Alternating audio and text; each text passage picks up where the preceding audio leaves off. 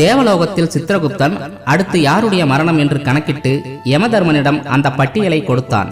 அதை பார்த்த யமதர்மன் யமதூதனை அழைத்து, ஒரு பெண்ணின் உயிரை இன்று நீ எடுக்க வேண்டும் என்றும் அந்த பெண் யார் என்று அடையாளம் காட்டி யமதூதனை பூலோகத்திற்கு அனுப்பி வைத்தார். அந்த பெண்ணின் கணவன் ஒரு வாரத்திற்கு முன்புதான் ஒரு விபத்தில் மரணமடைந்திருந்தான். அவன் இறக்கும் போது நிறைமாத கர்ப்பிணியாக இருந்தவளுக்கு இப்போதுதான் ஒரு அழகான பெண் குழந்தை பிறந்து ஒரு வாரம் ஆகிறது. இப்போது இவளின் உயிரையும் எடுத்துவிட்டால் அந்த குழந்தையின் நிலை ஐயோ, நினைத்து பார்க்கவே பாவமாக இருக்கிறது என்று உயிரை எடுக்க வந்த யமதூதன் அந்த பெண்ணின் உயிரை எடுக்காமல் மீண்டும் தேவலோகம் சென்றான். யமதூதன் அந்த பெண்ணின் உயிரை எடுக்காமல் வருவதை அறிந்த யமதர்மன் கடும் கோபத்துடன், யமதூதனே, என் கட்டளையை ஏற்று நடந்து கொள்வதுதான் உன் வேலை. பிறப்பவர்கள் அனைவரும் இறப்பார்கள் என்பது உலகறிந்த விஷயம். அப்படி இருக்கையில் நீ அவளிடம் கருணை காட்ட வேண்டிய அவசியம் என்ன என்று கோபத்தை கொட்டிய யமதர்மன் உடனே யமதூதனின் ஒரு கண், ஒரு கை, ஒரு கால், இந்த மூன்றையும் ஊனமாக மாற்றினார். மனிதர்களின் வாழ்க்கை பற்றியும் அதன் தேவ ரகசியங்களை தெரிந்து கொள்ளும் வரை நீ இந்த ஊனத்துடன் பூலோகத்தில் இருப்பாய். ஒவ்வொரு ரகசியம் புரியும் போது நீ பழைய நிலைக்கு திரும்பி மீண்டும் தேவலோகத்தை அடைய முடியும் என்று யமதூதனுக்கு சாபம் தந்து பூலோகத்திற்கு அனுப்பிவிட்டார். பூலோகத்திற்கு வந்த யமதூதன் அங்கிருந்த ஒரு பாழடைந்த கோவிலில் தங்கினான். அன்று இரவு குளிராலும் பசியாலும் முணங்கிக் கொண்டே இருக்க அந்த வழியாக சென்ற வியாபாரி ஒருவர் அந்த சத்தத்தை கேட்டு கோவிலுக்குள் சென்றார். அங்க பசியுடன் இருக்கும் யமதூதனை பார்த்து, தம்பி, யார் நீங்கள்? இந்த பாழடைந்த கோவிலில் என்ன செய்கிறீர்கள் என்று கேட்க யமதூதன் பதில் எதுவும் சொல்லாமல் அமைதியாக இருந்தான். அவன் முகத்தை பார்த்தே பசியுடன் இருப்பதை உணர்ந்து கொண்ட வியாபாரி அவனை தன்னுடன் அழைத்துக் கொண்டு தன் வீட்டிற்கு வந்தார். இப்போதெல்லாம் வியாபாரத்தில் பெரிதாக லாபம் இல்லாமல் வெறுங்கையுடன் வரும் தன் கணவன் மீது சில மாதங்களாகவே வெறுப்புடன் இருந்தால் வியாபாரியின் மனைவி.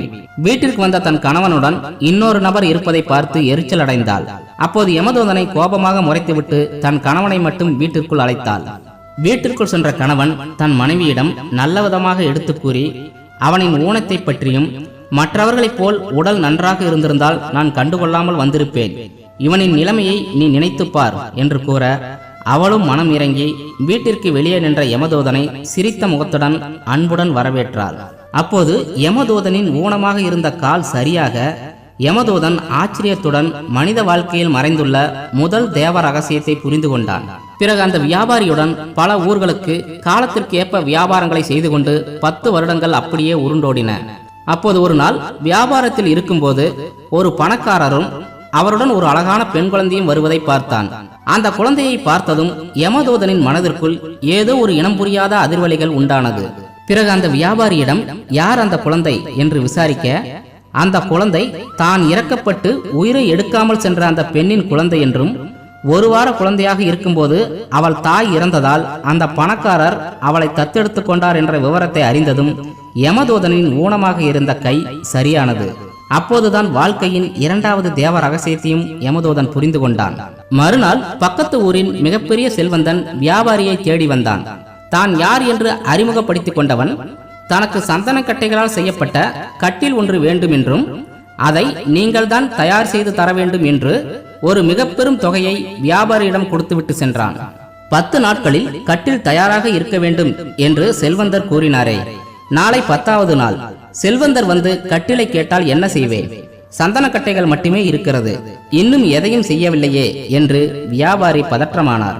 ஆனால் யமதூதன் அமைதியாக அந்த வியாபாரியிடம், ஐயா, நீங்கள் கட்டில் செய்ய வேண்டாம், அந்த சந்தன கட்டைகளை எரியூட்டுவதற்கு தயாராக வைத்திருங்கள் என்று கூற வியாபாரியோ எதுவும் புரியாமல் முழித்தார். சிறிது நேரத்தில் அந்த செல்வந்தனின் உதவியாளர் வந்து, ஐயா, சந்தன கட்டில் செய்ய வேண்டாம், அந்த சந்தன கட்டைகளை கொடுங்கள், பணக்காரர் இன்று காலை இறந்து விட்டார் என்று அந்த செல்வந்தனை எரிக்க சந்தன கட்டைகளை வாங்கி கொண்டு சென்றான். அதை பார்த்ததும் யமதூதனின் ஊனமாக இருந்த கண்ணும் சரியானது. வாழ்க்கையின் 3வது தேவ ரகசியத்தையும் தெரிந்து கொண்டு தேவலோகத்திற்கு புறப்பட தயாரானான். அப்போது வியாபாரியோ, என்னிடம் வரும்போது ஊனமாக இருந்தாய், பிறகு அனைத்தும் ஒவ்வொன்றாக சரியானது, அந்த பணக்காரனின் மரணத்தை சரியாக கணித்தாய், இதெல்லாம் எப்படி சாத்தியமானது? யார் நீ என்று கேட்டார்.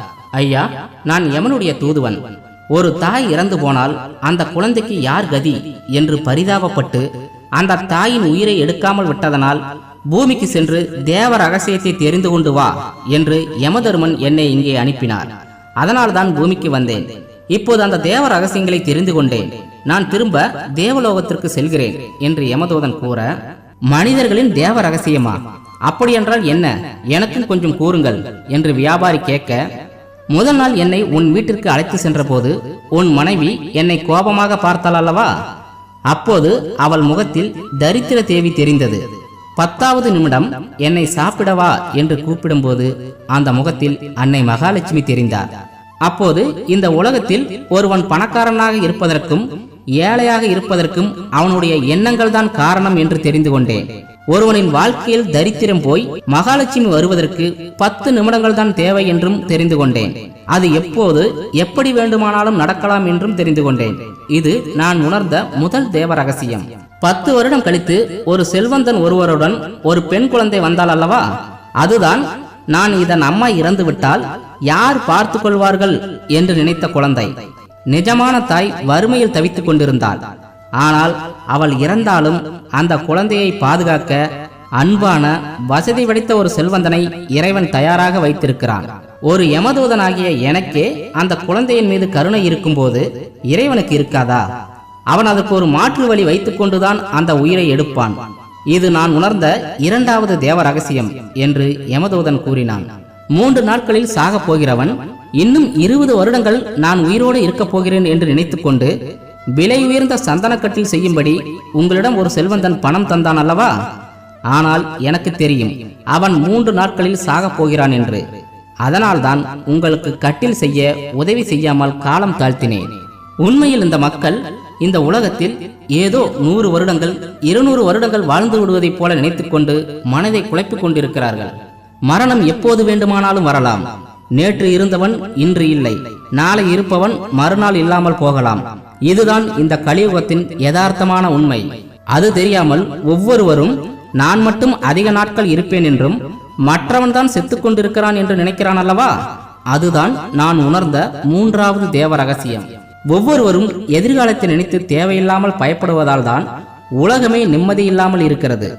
உண்மையில் நாம் அடுத்த நாள் இருப்பது நம் கையில் இல்லை என்ற மனநிலையுடன் வாழ்ந்தால் மட்டுமே நிம்மதியை நிறைவாக அனுபவிக்க முடியும். உங்களுக்கு புரியும்படி அந்த 3 தேவ ரகசியங்களை கூறுகிறேன். முதலாவது, ஏழையாக இருப்பதும் பணக்காரனாக இருப்பதும் நம்முடைய எண்ணங்கள் தான் முடிவு செய்கின்றன. 2வது, எது நடந்ததோ அதற்கு கடவுள் ஒரு மாற்று வழி வைத்திருப்பார். மனிதனின் மனதில் உள்ள அகங்காரத்தாலும் அறியாமையினாலும் அவர்களால் அதை புரிந்து கொள்ள முடிவதில்லை. 3வது, எந்த நேரத்திலும் ஒருவனுக்கு மரணம் வரலாம். இது தெரியாமல் மனிதர்கள் தான் என்ற அகந்தையுடன் அடித்துக் கொண்டிருக்கிறார்கள். இந்த அறியாமைதான் உலகில் உள்ள துக்கங்களுக்கெல்லாம் முதல் மூல காரணம். இவைதான் அந்த 3 தேவ ரகசியங்கள் என்று கூறிவிட்டு யமதூதன் அங்கிருந்து மாயமானான். எனவே நாமும் இந்த தேவ ரகசியங்களை புரிந்து கொண்டு வாழ பழகிவிட்டால் நம் உடலில் உயிர் இருக்கும் வரை நிம்மதியாக நிச்சயம் வாழ முடியும்.